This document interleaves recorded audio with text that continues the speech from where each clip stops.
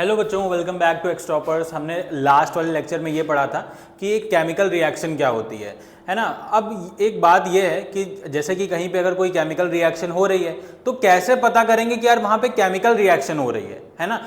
क्या एविडेंसेस हैं जिनके थ्रू हम ये जान सकते हैं कि वहाँ पे एक केमिकल रिएक्शन हो रही है।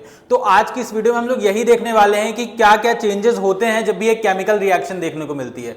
तो आज की वीडियो का टॉपिक है characteristics of a chemical reaction, जिनके थ्रू हम ये जान सकते हैं कि कहीं पे कोई रिएक्शन हो रही है या नहीं। जैसे देखो, इसको करने से पहले हम कुछ एक्टिविटीज करते हैं। जैसे हमारी सबसे पहली एक ये एक्टिविटी है, देखो इसमें क्या करेंगे हम लोग के पास ये एक कोनिकल फ्लास्क है। इसमें हम क्या करेंगे, कुछ जिंक के ग्रैन्यूल्स डाल देंगे। ये क्या है, जिंक के ग्रैन्यूल्स, मतलब जिंक के कुछ छोटे छोटे टुकड़े तुम्हें दिखाई पड़ रहे हैं। अब इसके अंदर मैं क्या करूंगा, डाइल्यूट हाइड्रोक्लोरिक एसिड डालूंगा। ये हम लोग के पास हाइड्रोक्लोरिक एसिड है, इसमें से हम लोग लेकर के इन जिंक ग्रैन्यूल्स के अंदर इसको डाल देंगे। ठीक है, ठीक, इन जिंक ग्रैन्यूल्स के अंदर इसको हम लोग डाल देंगे। तो अब इसके बाद देखो होगा क्या कि ये जो जिंक ग्रैन्यूल्स हैं और ये हाइड्रोक्लोरिक एसिड हैं, ये साथ में रिएक्ट करेंगे। और देखो ये कैसे रिएक्ट करते हैं।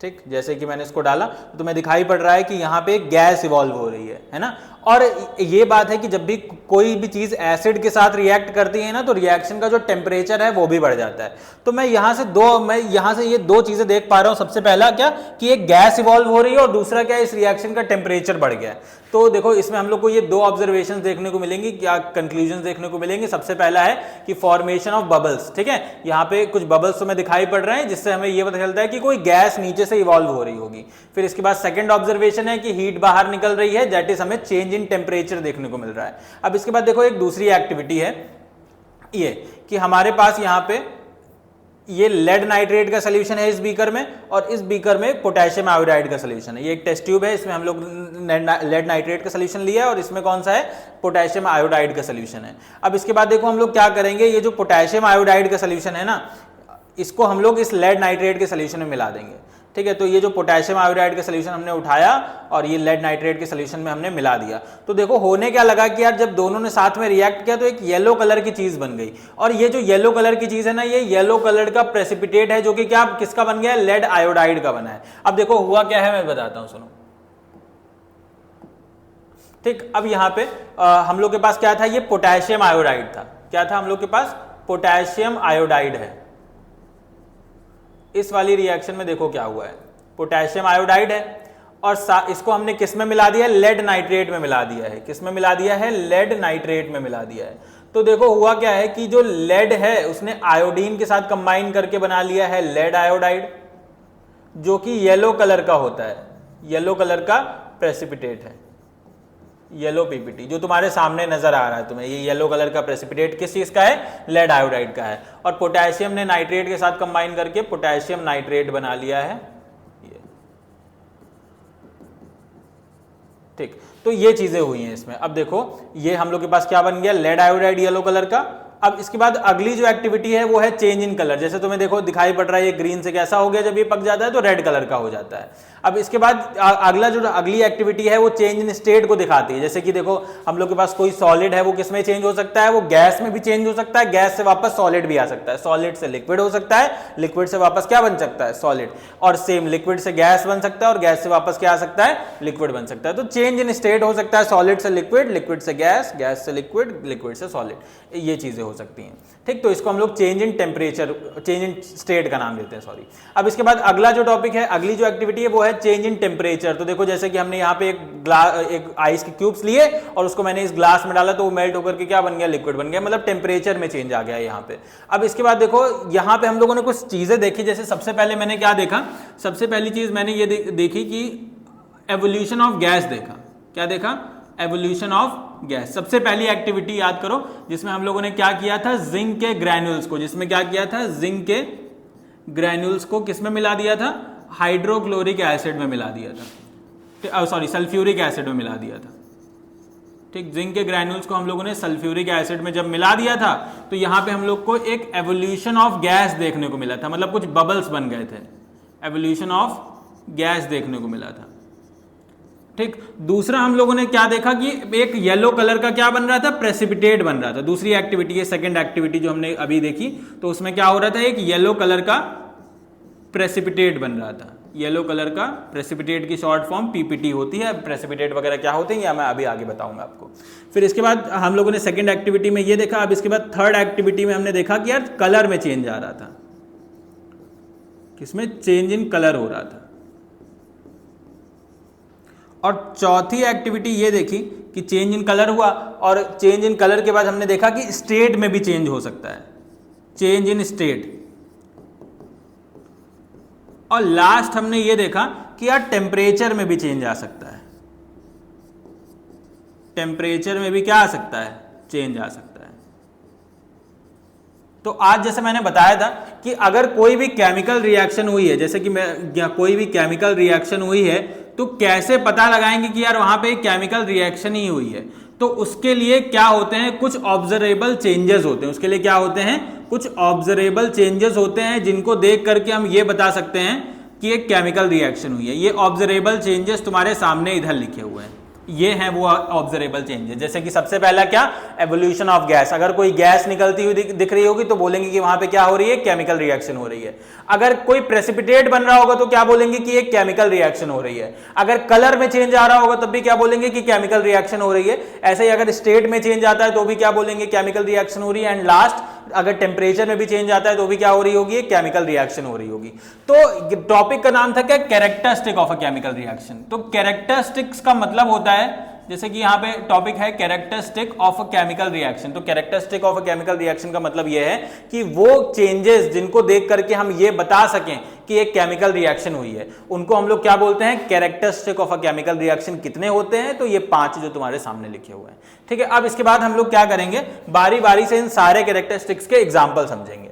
जैसे कि सबसे पहले तो ये समझ लो कि पिछली वाली एक्टिविटीज से हमने क्या देखा कि अगर उनमें से कुछ भी हो रहा होगा तो हम लोग क्या बोलेंगे कि एक केमिकल रिएक्शन अकर हुई है। और ये क्या क्या एक्टिविटीज थी, सबसे पहली चेंज इन स्टेट, दूसरी मतलब ये ऑर्डर फिक्स नहीं, पहला तो हमने एवोल्यूशन ऑफ गैस देखा था, तो ये 5 है टोटल, चेंज इन कलर या एवोल्यूशन ऑफ गैस या चेंज इन टेम्परेचर या फिर फॉर्मेशन ऑफ प्रेसिपिटेट। तो ये 5 एक्टिविटीज हैं जिनके थ्रू हम जान सकते हैं कि एक केमिकल रिएक्शन हुई है या नहीं हुई है। अब बारी बारी से हम सभी के लिए 2-2 एग्जांपल्स लिखेंगे। ठीक है, हम लोग को क्या होना चाहिए कि जो कैरेक्टरिस्टिक हैं, हर कैरेक्टरिस्टिक के आपको 2-2 एग्जांपल्स आने चाहिए। ठीक है, जो भी स्कूल में आपके पीरियोडिक टेस्ट वगैरह होते हैं तो उनमें हो सकता है कोई क्वेश्चन आ जाए कि इन कैरेक्टरिस्टिक के 2-2 एग्जांपल लिखने के लिए, इस तरह से। तो अब हम लोग सबके एग्जांपल समझते हैं। जैसे सबसे पहला कैरेक्टरिस्टिक हम लोग यहां से स्टार्ट करते हैं। सबसे पहला कैरेक्टरिस्टिक हमारा क्या था, evolution of gas, evolution of gas. ठीक,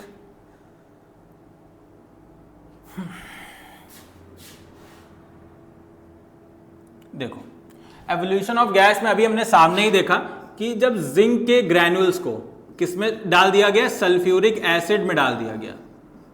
जिंक के ग्रैन्यूल्स को जब हम लोगों ने किस में डाल दिया, सल्फ्यूरिक एसिड के अंदर डाल दिया, तो एक गैस इवॉल्व हुई थी। लेकिन यार हुआ क्या था उसके अंदर, तो हुआ यह था कि जिंक सल्फेट बन जाता है। क्या बन जाता है, जिंक सल्फेट बन जाता है। और साथ में जो गैस निकलती है ना, उस गैस का नाम है हाइड्रोजन, उस गैस का नाम है हाइड्रोजन। क्या हुआ भाई,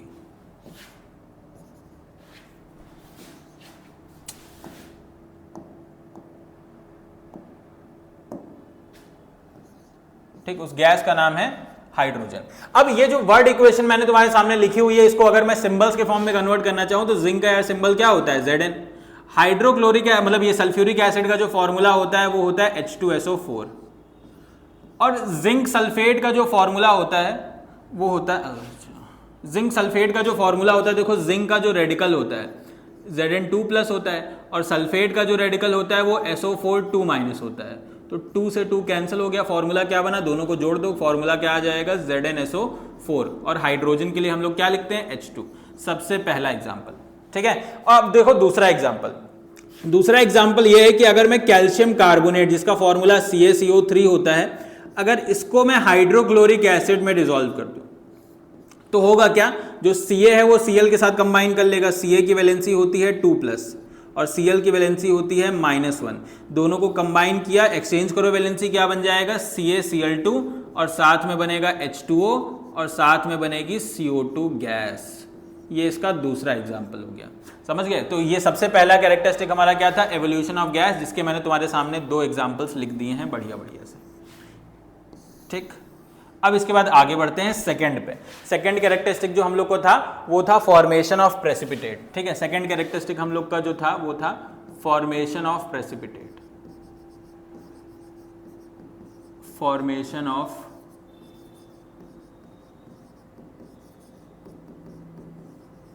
प्रेसिपिटेट। अब जरा देखो यार, प्रेसिपिटेट को मैं समझाने के लिए तुम्हें एक बढ़िया सा एक एग्जांपल देता हूं कि प्रेसिपिटेट जिसे तुम समझ जाओ होता क्या है।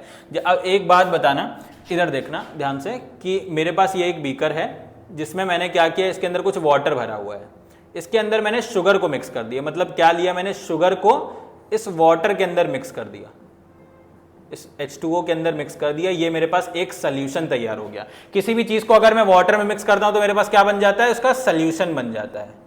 अच्छा, याद रखना कि सोल्यूशन के लिए हम लोग लिखते हैं AQ, उसकी स्टेट होती है क्या, AQ लिखा जाता है। AQ का मतलब है एक्वस, एक्वस, याद रखना।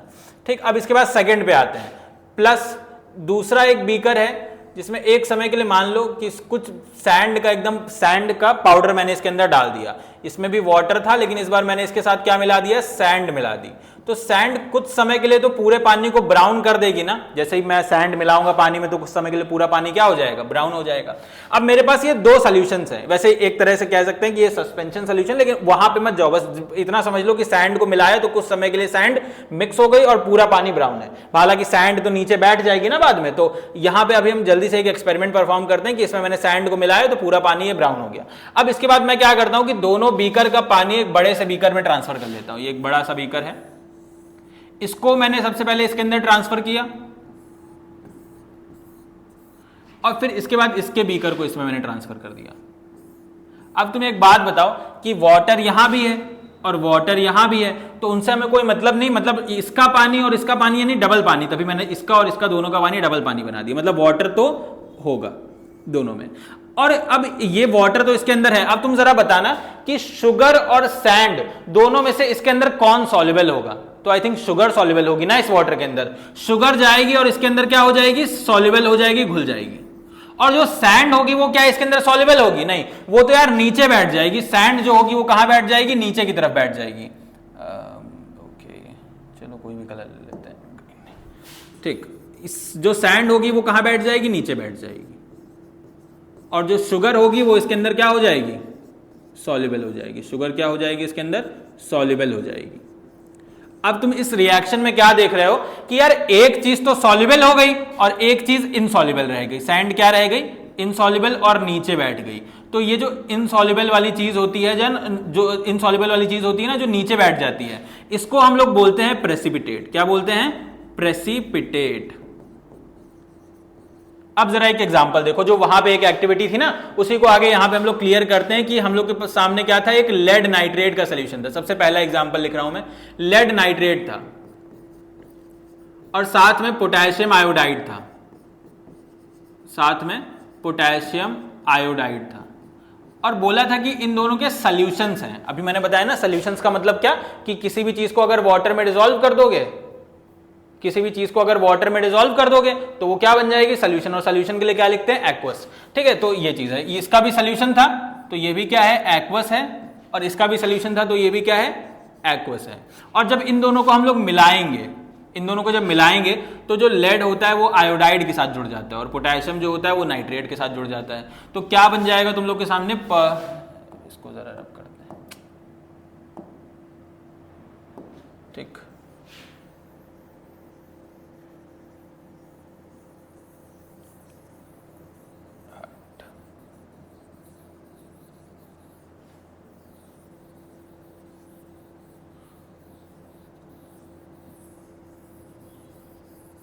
ठीक, देखो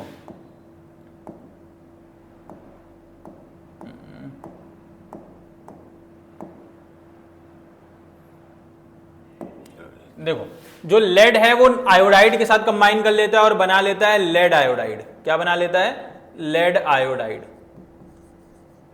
और जो पोटेशियम है वो नाइट्रेट के साथ कंबाइन करके बना लेता है पोटेशियम आयोडाइड,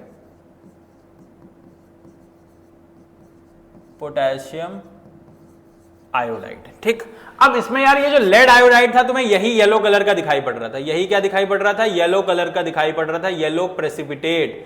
प्रेसिपिटेट क्या, ये जो था ये नीचे बैठ जाएगा, जैसे सैंड नीचे बैठ गई थी। और कौन सॉल्युबल हो जाएगा, कौन जाके घुल गई थी, शुगर घुल गई थी। वैसे यहां पे पोटेशियम आयोडाइड क्या हो जाएगा, सॉल्युबल, और जो चीज घुल जाती है उसके लिए क्या, एक्वस। तो तुम्हें दिखाई पड़ रहा है। और अच्छा, प्रेसिपिटेट या नीचे बैठ गया सॉलिड फॉर्म में, तो प्रेसिपिटेट की स्टेट क्या होती है, सॉलिड स्टेट होती है। ठीक है, ये तुम्हें समझ आ रहा होगा कि लेड नाइट्रेट में जब पोटेशियम आयोडाइड मिलाते हैं तो एक चीज होगी नीचे बैठ जाएगी और एक चीज उसी सोल्यूशन में सॉल्युबल हो जाएगी। जो सॉल्युबल थी वो लेड पोटेशियम आयोडाइड था, और जो इनसॉल्युबल था, जो नीचे बैठ गया था, वो लेड आयोडाइड था। इनसॉल्युबल की स्टेट क्या होती है, सॉलिड, और जो सॉल्युबल होते हैं उनकी स्टेट क्या होती है, एक्वस। अब इसके बाद जरा देखो कि प्रेसिपिटेट होता क्या है, मैं यहां पे एक डेफिनेशन भी लिख देता हूं। प्रेसिपिटेट क्या होता है, देखो प्रेसिपिटेट होता है सॉलिड इनसॉल्युबल सॉल्ट। क्या होता है, सॉलिड इनसॉल्युबल सॉल्ट। और ये कब बनता है, solid insoluble salt formed on mixing two solutions, formed on mixing two solutions. ठीक, प्रेसिपिटेट कब बनता है, जब हम दो सॉल्यूशंस को साथ में मिक्स करते हैं, दोनों सॉल्यूशंस को साथ में मिक्स किया, प्रेसिपिटेट बना। अब इसका एक और एग्जांपल यार लिख लेते हैं, क्योंकि यहां पे एक ये एग्जांपल हो गया। अब इसके बाद देखो दूसरा एग्जांपल, दूसरा एग्जांपल तुम लोग इसको इक्वेशन फॉर्म में कन्वर्ट करना। ठीक है, इक्वेशंस की प्रैक्टिस अभी से करो कि लेड नाइट्रेट का फॉर्मूला यहां पे लिखना, पोटेशियम आयोडाइड का लिखना, फिर रिएक्शन करवा के जो भी बन रहा है उनके फॉर्मूले लिखना। दूसरा देखो, दूसरा हम लोग के पास ये है कि बेरियम क्लोराइड, दूसरा मैं ले रहा हूं barium chloride plus sodium sulphate, plus sodium sulphate. तो देखो इससे क्या बन जाएगा, इससे बेरियम जो है ये सल्फेट के साथ कंबाइन कर लेता है, तो बन जाएगा बेरियम सल्फेट, बेरियम सल्फेट, और प्लस जो सोडियम है वो क्लोराइड के साथ कंबाइन कर लेगा और बन जाएगा सोडियम क्लोराइड। अब अच्छा यार एक बात हमें ये तो पता है, सोडियम क्लोराइड नॉर्मल सॉल्ट होता है। सोडियम क्लोराइड क्या होता है, नॉर्मल सॉल्ट होता है। तो नमक तो हमेशा पानी में घुल जाता है ना, तो ये सॉल्युबल होगा, यानी सॉल्युबल के लिए एक्वस, और इधर दोनों सॉल्यूशंस होंगे तो ये भी क्या, एक्वस। अब कौन बचा जो नीचे बैठ जाएगा, बेरियम सल्फेट। बेरियम सल्फेट क्या होगा, इस सॉल्यूशन के अंदर नीचे बैठ जाएगा, और ये भी एक पर्टिकुलर कलर दिखाएगा, ये व्हाइट कलर का होता है, व्हाइट प्रेसिपिटेट होता है।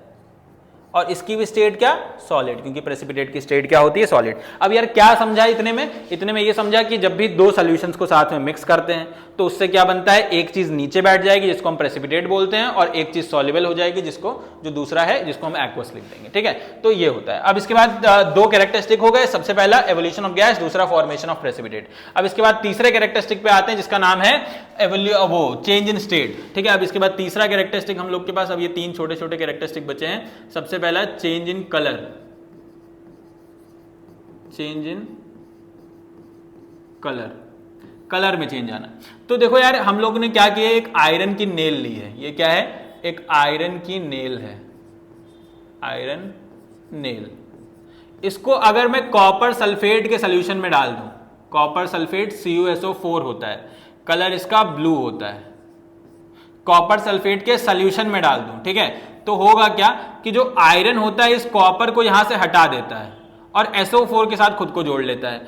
आयरन की वैलेंसी होती है 2 और सल्फेट की वैलेंसी भी होती है 2, तो 2 से 2 कट जाता है और फॉर्मूला क्या बन जाता है, FeSO4, और साथ में कॉपर क्या हो जाता है, साइड हो जाता है। तो यहां पे ये जो होता है ये ग्रीन कलर का होता है। तो देखो चेंज इन कलर देखने को मिला, ब्लू से क्या बन गया, ग्रीन बन गया। अब ऐसे ही दूसरा एक एग्जांपल है, अगर मैं कॉपर को इस बार कॉपर को हम लोग सिल्वर नाइट्रेट के सोल्यूशन में डाल देते हैं। सिल्वर नाइट्रेट का सोल्यूशन एकदम कलरलेस होता है, पानी की तरह ट्रांसपेरेंट कलरलेस। तो कॉपर जो है वो NO3 के साथ कंबाइन कर लेगा। कॉपर की वैलेंसी होती है 2+ और NO3 की वैलेंसी होती है -1, और जब इनकी वैलेंसीज को एक्सचेंज करेंगे तो फॉर्मूला आ जाएगा CuNO3 और साथ में इस बार कौन साइड हो गया, Ag साइड हो गया। अब ये जो कॉपर नाइट्रेट है ना, इसका जो कलर होता है ये ब्लू होता है, इसका कलर क्या होता है, ब्लू होता है। ठीक है, अब इसके बाद इसके दो एग्जांपल्स होंगे, पहला और ये दूसरा। अब इसके बाद में सेकंड मतलब फोर्थ कैरेक्टरिस्टिक हमारा जो कि है ये change in temperature, change in temperature को कर लेते हैं।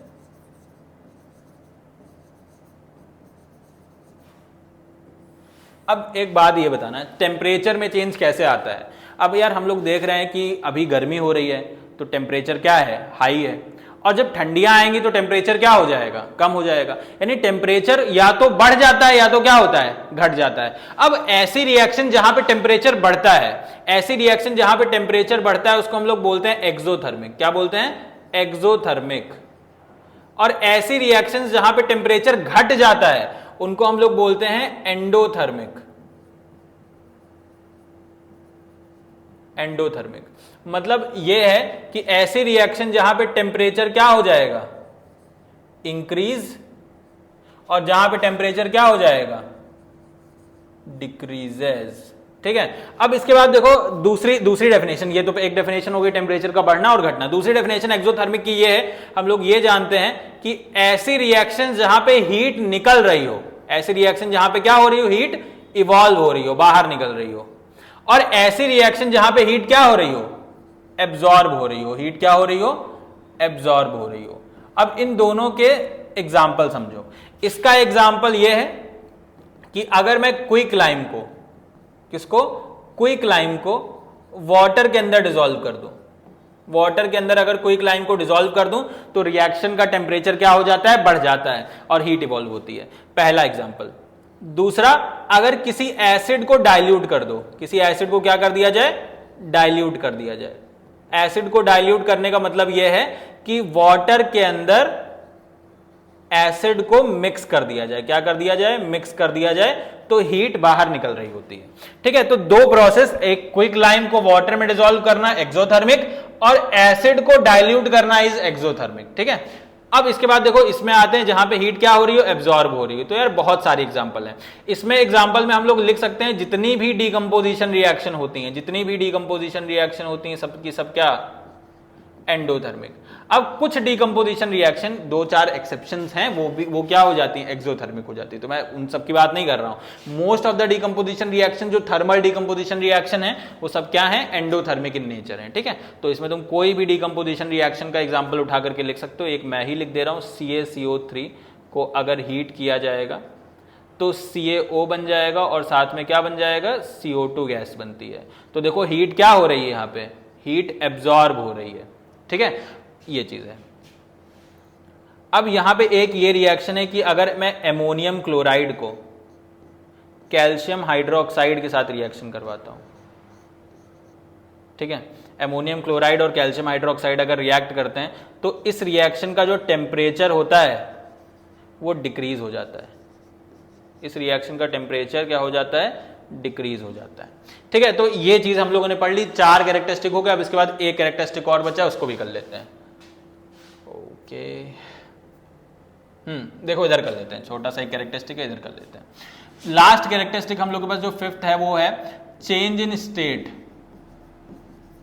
चेंज इन स्टेट, स्टेट में चेंज आना, मतलब सॉलिड था, सॉलिड से गैस बन गया, गैस था, गैस से लिक्विड बन गया, लिक्विड से सॉलिड बन गया, इस तरह से चेंज इन स्टेट आना। तो देखो चेंज इन स्टेट में यार सबसे पहला यहाँ पे ये हो जाएगा हम लोग के पास, ये वाला एग्जांपल हम लोग वापस इधर रिपीट कर देते हैं। सबसे पहला Zn+H2SO4, इसमें चेंज इन स्टेट होता है, मतलब इन दोनों में ही चेंज इन स्टेट हो रहा है। तो ZnSO4 बनेगा और प्लस हाइड्रोजन निकलेगी। कैसे चेंज इन स्टेट हुआ, जरा यार, जिंक क्या है, जिंक सॉलिड है, H2SO4 क्या है, एसिड है, सोल्यूशन है, एक्वस है, सोल्यूशन की स्टेट एक्वस।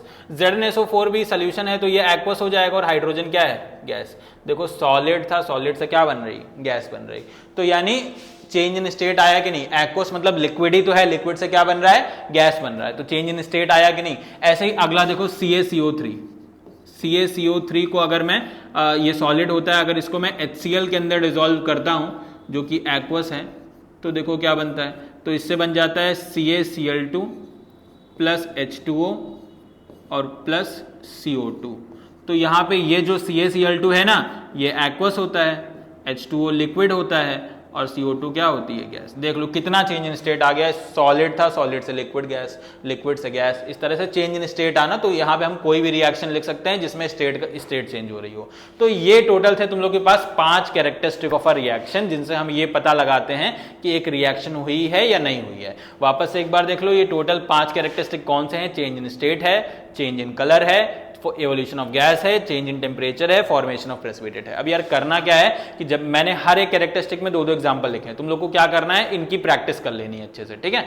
तो अब मिलते हैं हम लोग अपने नेक्स्ट लेक्चर में, जिसमें हम लोग केमिकल इक्वेशंस के बारे में पढ़ रहे होंगे।